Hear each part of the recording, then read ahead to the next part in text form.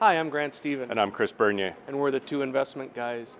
This week, Kris and I are going to talk a little bit more about the markets, but first we'll just have a quick look at year-to-date indice returns. Toronto's actually slightly negative at this point, Kris, but the Dow in the US up about 8% so far this year. And most of the major European markets are now slightly in negative territory, with the exception of Germany that's up about 3%. And both major Asian markets that we follow are slightly negative as well. So kind of a mixed bag again, but clearly rolling over from where we were a couple of months ago. Once again, there's lots of stuff in the headlines driving it. You know, we had weak jobs quite recently.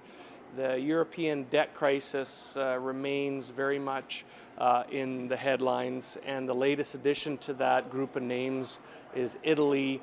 Now, we wanted to talk a little bit about Italy because we think our research shows it's a little bit of a different story, but what's interesting, Kris, is those yields on those bonds spiked to the highest level in 12 years now, and that just happened recently, which is what brought that name into the headline. So why don't we talk a little bit about what our research showed us? Sure, and why is that important? Because that's how countries finance their operations, through issuance of bonds into the open market.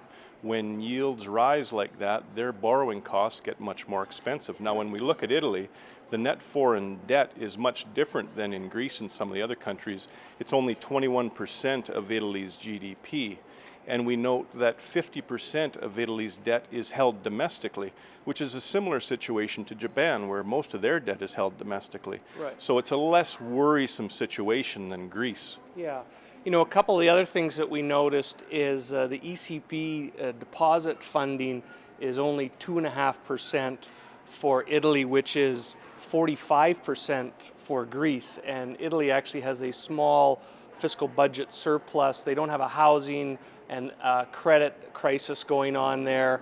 So, you know, it's a different story from a fundamental perspective, but it gets sideswiped by the same headline, and that's what causes, you know, the capital markets to have some angst about this. Sure, and another reason for Greece's problems is they've had some debt maturities that have been coming forward recently, whereas Italy's are something like 7 years, so there's no immediate concerns, and given the fact they have a budget surplus presently, they should be able to hopefully resolve some of the problematic situations that have been developing. Yeah, you know, our point in this is what it looks like to us anyway, is that Italy, the name is not going to be in the headline news on the Euro debt crisis for a long time, and every couple of days kind of thing. So, but interestingly, it you know, forced us to go and search out some data to really get our head around what that was.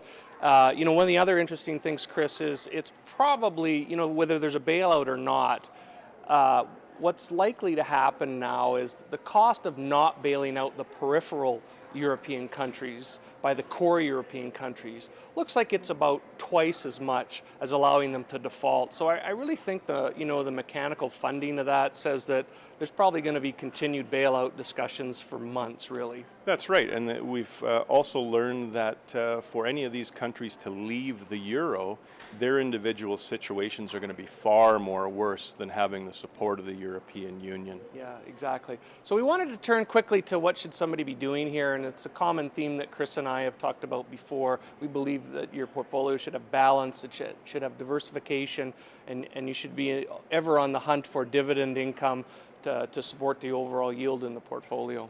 That's right. Now, we're not trying to downplay the seriousness of some of these debt issues. They will create some volatility in the market, but understand that volatility, we think, will likely be contained, and as long as you stick with quality, maintain balance, and focus on income, you should be fine. So make sure you talk to your advisor about those aspects. We want to thank you again for your questions and comments. Please keep them coming. You can contact Grant and I at TwoInvestmentGuys.com. Join us next time. Kris and I are going to continue to be watchful for you on the dynamics in the capital markets at this time. So until then, I'm Grant. And I'm Kris. And we're the Two Investment Guys.